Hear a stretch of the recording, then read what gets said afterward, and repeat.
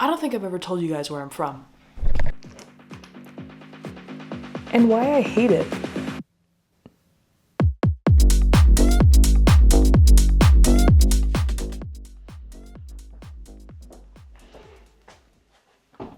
Well, hey, when I tell you that I have tried to start this video probably 10 times, and every single time I haven't found the words, I haven't known what I've wanted to say, I couldn't even understand what topic I wanted to address when I talked about this because it's complex. And a lot of the time I kind of flip back and forth between, do I really hate it here? Is this just an effect of coming back to my hometown as somebody who moved away? Are things really that complicated? And were things really that bad? And I think whatever I decide to talk about is valid for me. So yeah. I also want to preface this video by saying this is not going to be talking about the traffic or influencer culture or highways or infrastructure or celebrity culture or any of that, quite frankly. Although I have a million opinions about all of those things, this is going to be deeply selfish. This is going to be about my experiences here and why I have such a strained relationship with this place. So with that being said, I hope you hear me out. Yeah. Hello, and welcome to my spot. This is a place that I go to think a lot of the time, and I think it would just be a great place for an open and honest conversation. Growing up here wasn't the most difficult thing in the world. I don't want to make it out to seem like it is. I actually tried to write a script about my experiences here, and it sounded wrong. I hated it. It represented this place in the wrong light. I grew up in the San Fernando Valley, and my upbringing wasn't entirely bad. I actually had a really happy childhood. Honestly, up until my teenage years, I was really happy with where I was at and where I was staying. I really loved it here. I loved the people here. I loved the diversity. I loved the cultures. And I still am grateful for how I was brought up to enjoy so many different perspectives around me. But I think as you grow up, you kind of start to see the cracks in the surface a little bit. You start to realize that there are some definite things wrong around you. And I began to have problems with those. As I grew up and started to kind of come into my own and look into my own identity, there was definite friction between some people and I at the time. And I started to go through a lot of painful stuff here. And I think that's where a lot of the disdain started. I tried to change locations into like some nature, but then I realized that it is ant season and there's so much dry bush and they started to crawl up my pants and then I freaked out. So we're gonna talk about some things here. At a certain point, you kind of start to realize there are some serious problems with your upbringing, and as much as I attribute those to a lot of the reasons that I had to leave this place, I don't really want to get into that at the moment. I honestly just began to associate this place with a lot of pain.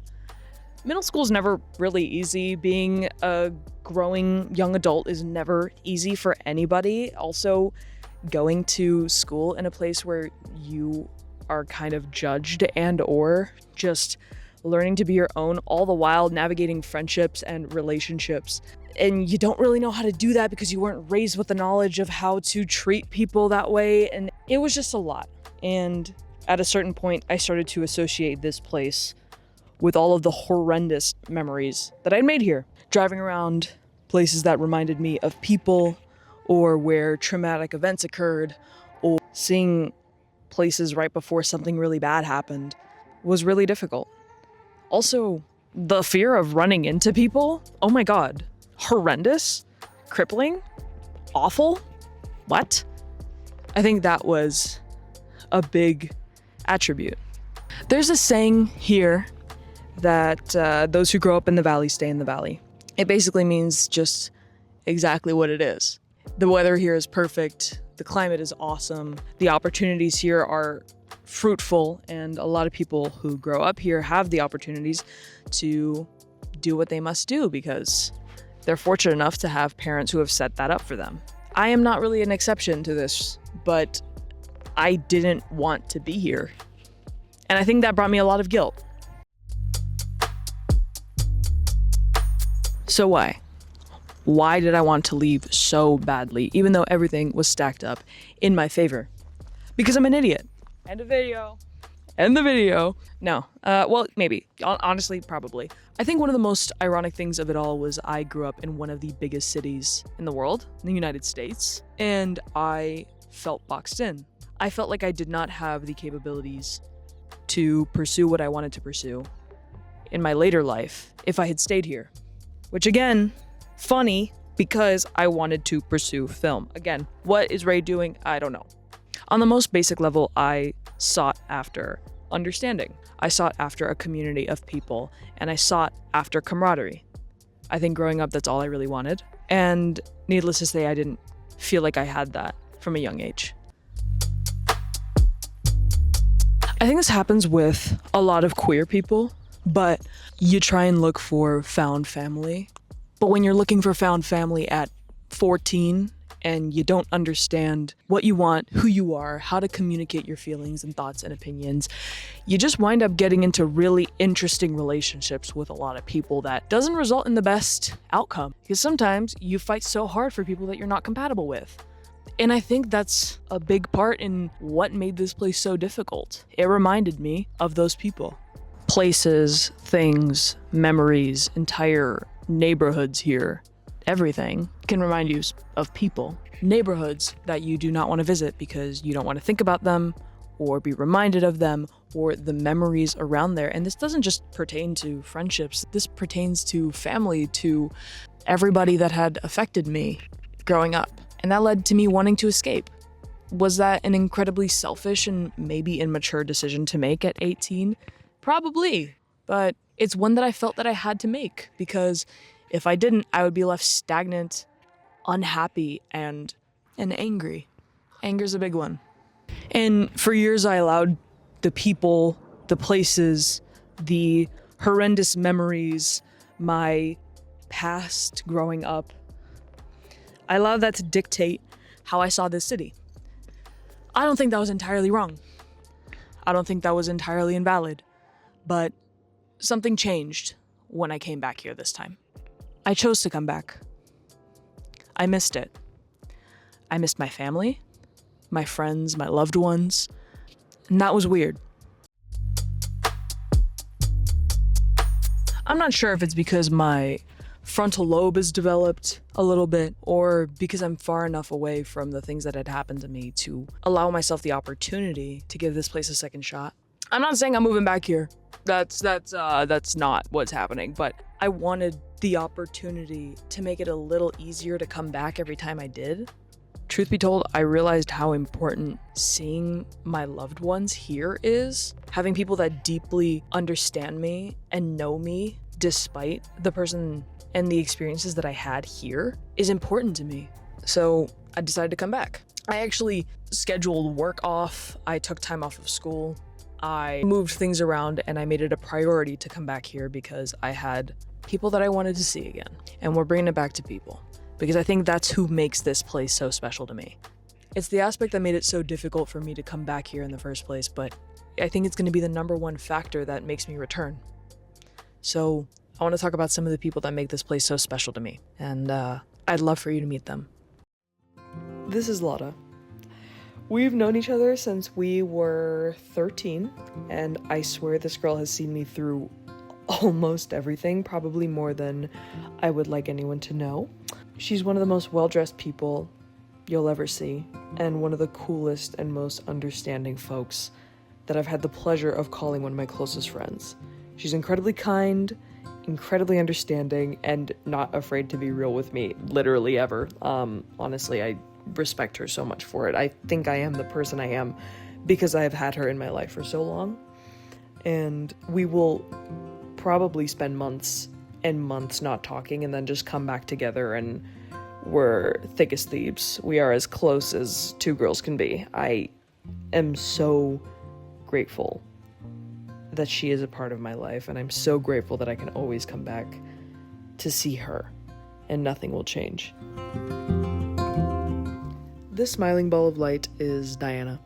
We met in high school, and honestly, we were hallway friends for a very long time, up until a mutual friend of ours kind of brought us closer together, and we became thick as thieves.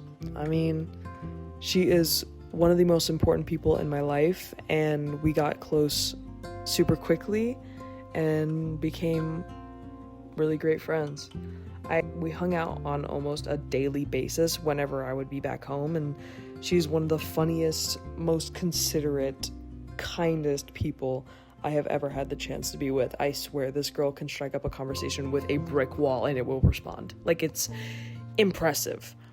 She is the most extroverted, coolest person, and actually a beam of light that literally everybody is drawn to whenever you meet her. She is awesome.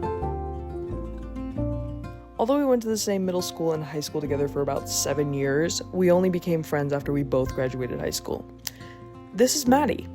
Honestly, one of the most well-rounded people I have had the opportunity of meeting. Not only is she funny as hell, but also an awesome actress and singer, by the way, but also incredibly smart and accomplished and a future nurse, yeah. And she's super down to earth and incredibly sweet. So, and essentially, she is one of my favorite people ever. And I make it a priority to see her and the girls every single time I'm back here. The girls being Diana as well. So, this is Kyle. Another one of my absolute best friends, my longest lasting friendships, one of the coolest people I have ever gotten to meet. We met in PE when we were about 11 years old, and we were introduced by a person that neither of us speak to anymore, but man, am I grateful for that kid. Anyways, he's an incredibly amazing friend, has stuck around with me and tolerated me much more than he probably should have, but hey, I low-key think we're kind of in sort of ride or die territory at this point, and yeah, he's kind of stuck with me. He's also an incredibly talented drummer and musician. I really think I should, stick that in there because you should check him out. He's kind of awesome, and he is a way better climber than me, but also don't tell him that. But I feel like he already knows, so that's enough. That's enough. If he actually watches this, it's over. I love this guy more than I can describe, and seeing this fool is an absolute priority when I'm back, but also don't tell him I said that. And this is George, my brother, the one guy you have probably heard me mention more times on this channel than I can count. I really try not to get sappy, but this guy is my best friend, my confidant, the coolest guy ever. If you can't tell by his place, he's kind of always been the blueprint for me. He also sort of raised me, and he was an adult that I would always confide in growing up, and honestly, without him, I wouldn't like half of the things I like. I wouldn't have picked up a camera, I wouldn't have had a vast appreciation for video games or even computers. This is the one person I feel myself constantly missing. The one guy who was the hardest to leave when I moved across the country. He will always be the dude that I visit first and make a priority to see. Also, don't tell him I said that, but he's gonna be the one watching the video. Oh my god. And with that, I love longing for this place. I love missing the things that I used to be able to do on a daily basis. I love going to see old faces, try the old things that I used to have, give myself the opportunity to miss the place that I once hated, quite frankly. But I don't think I do anymore. My relationship with Los Angeles is complicated, but it is not filled with hatred. And maybe that'll change. Maybe my perspective will be different maybe in the next coming week or year or decade. I don't know, but I'm okay with that. Home does not have to define you, but it doesn't always have to be an incredibly difficult place to go back to. I hope that this video hasn't been too weird. Thank you for giving me an opportunity and watching along with me and giving me a chance to talk about why this place is so special. And I'll see you in the next one. Thank you for watching. I'll be back with a vlog next week, I promise.